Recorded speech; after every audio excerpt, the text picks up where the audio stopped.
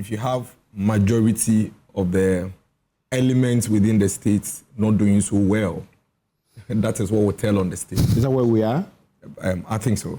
Majority of the elements I've made the point, not doing well. I've made that point here severally, and it's without emotions, it's just facts. I mean, Lawyer Duji made some very factual points. The macroeconomic performance in the last 1 year is without doubt. There is no debate about that. There is no conversation on that.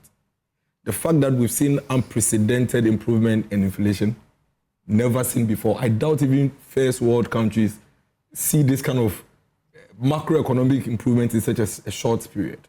No discussion on that.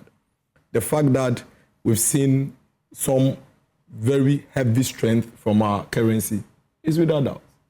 And of course, in a country like ours, once you have these indicators improving, it would affect a lot of other things.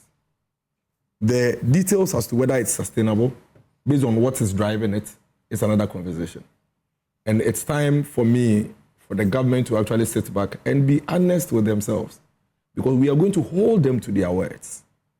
First of all, you need to begin to tell the Ghanaian people what is driving this improvement, so that should anything go wrong, which we are not praying for, you don't come back with excuses. At least you've told us about gold. We've seen too many of them, exactly. And we've always made a point about gold. And we've said that if gold is what is driving us, that we are in trouble. Because we don't control it. We have absolutely zero control, like we are seeing with cocoa. It goes down one night and everything is in shambles. Have you seen the promise of diversification, as Vicky pointed out? To the extent that the government communications minister, when I was coming, was saying somewhere on another platform, that if they had not given the cocoa farmers the haircut, the economy would have collapsed, and that they did that to save the economy. The President Mahama said that yesterday. Perfect. So you see, I am drawing our attention that in spite of the politics, we have a country to run. I have said it here, that the government's performance in the last 1 year has benefited, in my view, some 10 to 15% of the population. No doubt about that. 10 to 15%? Yes. The person that imports directly and so need forex benefited big time. That person cannot debate or fight this government. The person that pays anything, whether goods or services, in dollar, benefited. Who drives to the fuel station to buy fuel into their vehicle or plant or machinery, benefited. But the person joining the trotro also benefits. He hasn't. That is where the issue comes in. In Accra, the data is that between 75 to 80% of people who live in Accra rely on commercial vehicles. They are not getting access to the vehicles. And as a result of that lack of supply, it is increasing the prices. So today, people have to wake up at 3 a.m. so they can get to work at 8:30 a.m., which they are late anyway. And they have to leave the office at 5. But that's not a new phenomenon. No. You see, making a point. None of the things happening are new. We have seen inflation going above 50% in this country before. It's not new. And we have seen inflation come down before. So none of the things are new. We are talking about a government that has come in place to fix the situation. Don't take us back to what is new or what is not new. If that is the case, then get out. But before I even make my point, let me just do some factual. Once we are discussing economics, we must be factual with the issues.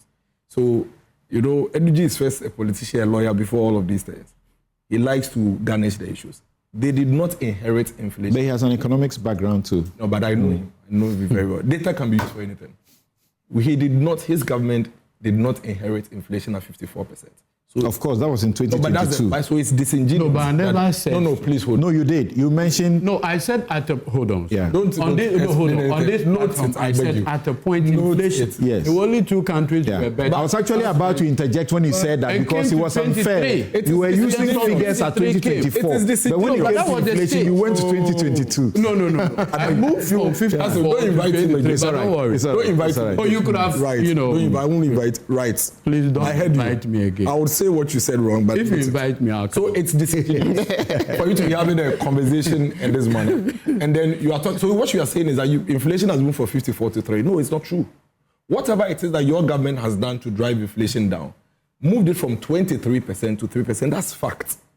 Immediately you bring in 54%, we'll question what other extraordinary thing you've done, because it means that you've doubled the effort to be able to drop it from 54 to 3. So don't do that.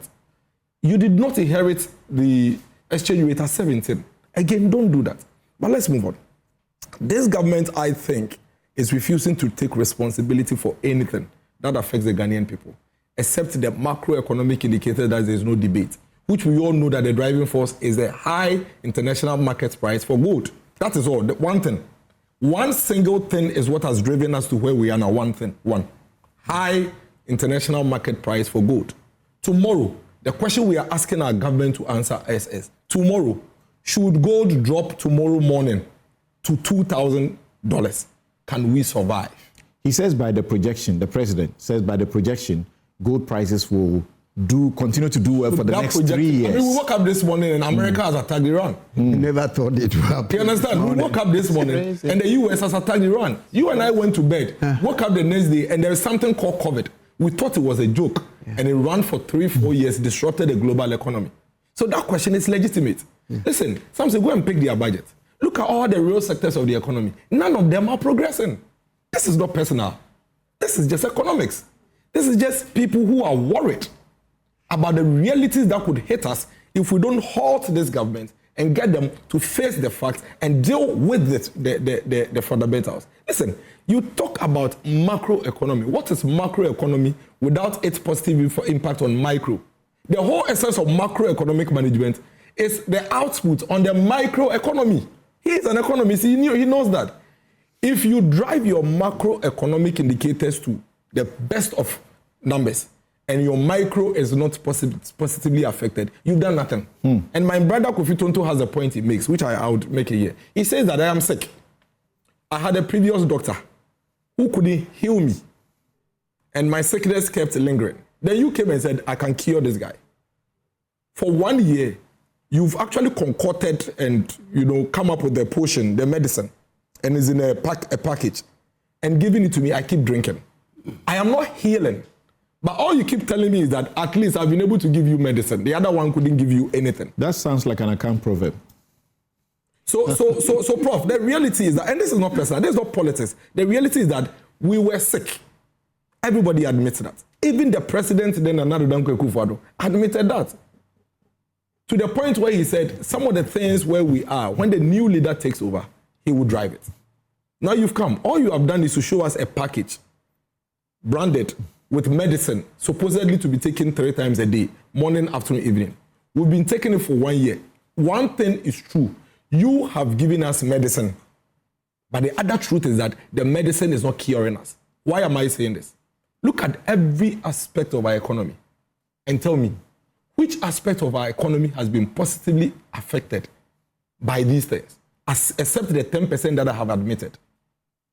Even some of the few areas that these macroeconomic indicators have affected positively, the counter effect, they haven't been able to deal with.